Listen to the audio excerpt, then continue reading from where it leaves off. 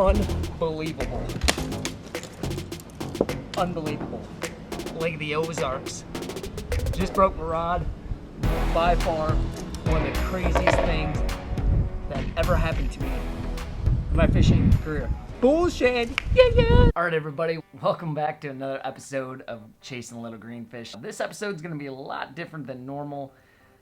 I'm going to give you a walkthrough of Lake of the Ozarks, stop number 2 of the Toyota Series. Also walk you around Bedford Sales here in Morris, Illinois. This is actually where my office is for Ben Green Insurance Agency. So stick with me, it's going to be a little bit different, but I think it's going to be a good one. Alrighty, so let's jump into it.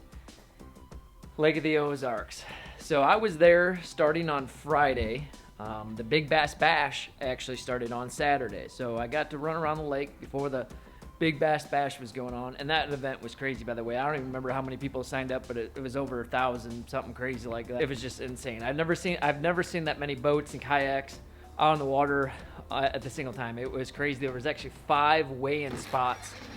But yeah, there was a $100,000 fish on the line, so it was pretty cool, and it was definitely one of those events that I've never been a part of, but I would highly recommend to anybody that's thinking about fishing an event like that to definitely check that out. It's called Anglers in Action Big Bass Bash on Lake of the Ozarks. They do it every year at the end of the year.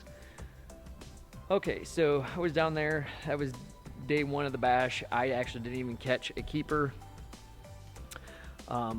because I was running the back's pockets and I was catching lots of fish. They just weren't the right fish. The lake was down a foot, and fall transition was starting to play. The fish were migrating in the backs of these creeks. The bait was there. The better fish just were unfortunately not with them. So I picked that up. That was day 1 of the bash. Never caught a money fish. I think I caught 1 keeper. The guy I was with caught 1 keeper. Neither one of them were even worth to weigh him in. So that was Saturday. Covered a ton of water. Like I said, it was hard to get around because there was just boats everywhere. Okay, so Sunday, much the same.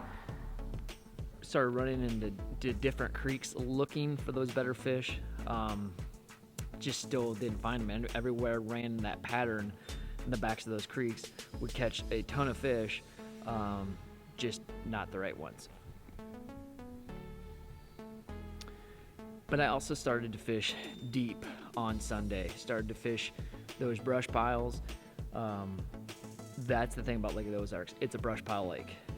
You go in any pocket, any main lake point, it's hard not to find a brush pile on Lake of the Ozarks. Having the new Garmin Panoptics live scope, that thing was amazing. It really allowed me to see a lot of the different piles, and I was catching fish that way, which also hindered me a little bit because then I started going down a path that I probably shouldn't have been going down. Looking back on it, I got on a program on Monday morning. I was fishing bluff ends, throwing a whopper plopper, covering ground, and I started catching fish. And then I started getting really locked in on the brush pile game, whether it was on docks or on main lake points. I started covering tons of those points and different docks, finding the brush and catching those fish. And they were deep. They were still deep. They were out of 25 to 30 feet of water were the better brush piles. I knew going into it probably wasn't the right pattern to be doing, but I thought that's what you're supposed to be doing on Lake of the Ozarks. The day 1 of the tournament comes. I draw Jeremy Parker, who's an awesome person, by the way. He won Lake Darnell as a co-angler, so he's starting off the season, in the number 1 spot. So I told him it was going to be tough. I told him I wasn't on a lot of fish, but I also said that, hey, I can go find you some spotted bass and get you some key points. Started off fishing points, and right away started catching some fish. They just weren't the right ones. Got him. Little one, maybe. I can't hold. I'm just gonna Flip him or you turn him? Got him. I don't think it's a good one. I don't know yet. I don't know.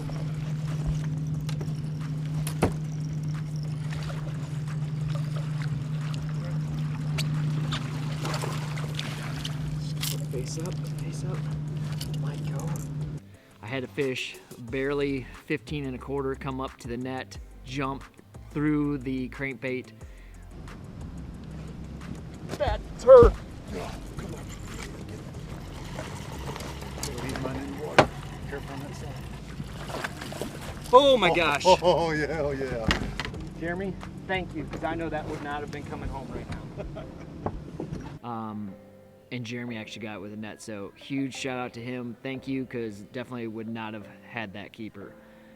Okay, so we started covering some more water, and I kept running those brush piles, kept running them, and it just was not, I was catching fish, it just weren't the right fish. Somehow I was able to manage 2 other keepers, so I had a total of 3 fish day one for 5 pounds, 15 ounces, something like that, and I was sitting in, I think, 81st place after day one. It was like, yikes, not good. Looking back on that, I really don't know what I would have done differently. It just sucked. Day 2, I drew a guy from Arkansas, super nice guy. He didn't have a good day 1 either, and our original game plan was we were just gonna fish bluffs, bluff ends, and target spotted bass. Try to get as many keepers as we could, because once again, they only have to be 12 inches to keep. Our plan was to catch a limit of 12-inch spots and work our way up from there and get some good points. Because obviously, staying alive for the championship, top 25 in each division go to the championship. I ran a bunch of bluff ends, I ran a bunch of points, caught a bunch of fish. I actually caught a walleye on a jerkbait. And my partner, he caught a keeper largemouth, and he caught on a jig, and then he caught a keeper spotted bass on a shaky head. So he actually had 2 fish, and I still had nothing. So around, I was doing it at 3:15. I had a short day 2. Yeah. So I ran into a creek at the end of the day, and I started throwing that top water down those bluffs and bluff ends just like I did in practice, but on the main lake, and I started catching fish. I actually caught a 2-pounder, and then I caught one 3 and some change, which obviously, saved my season again, gave me somewhat of a hope to even make the championship. My partner actually caught a really nice one at the end too on top water, and then he lost a really nice fish that was probably 4 pounds plus. Jesus. Oh, that was a giant. Oh, you just pitched it in there, huh? It's just the way it goes. Ended up still having a really good time because my mom and dad, my girlfriend Anna were there, as well as my uncle Tim and my cousin Norbert, whose house we were staying at, him and Donna's lake house, which huge shout out to them. Thank you so much for letting me stay at your place. You guys have a beautiful place, and honestly, thank you so much for those accommodations. It was awesome. Cannot say thank you enough. So it was fun. We had a family day. It took us all over the lake and had a really good time, which is nice because I don't get that much time to hang out with my mom and my dad, and especially at a tournament setting. And it was cool to have Anna there also, because now she has a much better understanding of what it is I actually do at these tournaments. So it was fun. That was fun, at least, to have a family day. Now I actually leave in 2 days. I leave for Lake Chickamauga for the Angler's Choice National Championship, which I'll be shooting another video for that. Last but not least, let me walk you around here and talk to you a little bit more about Bedford Sales. So Bedford Sales is a dealership for every type of fisherman. We also have an outstanding tackle department, as you can see behind. We have a service department here and parts department. We do winterization, we do boat storage.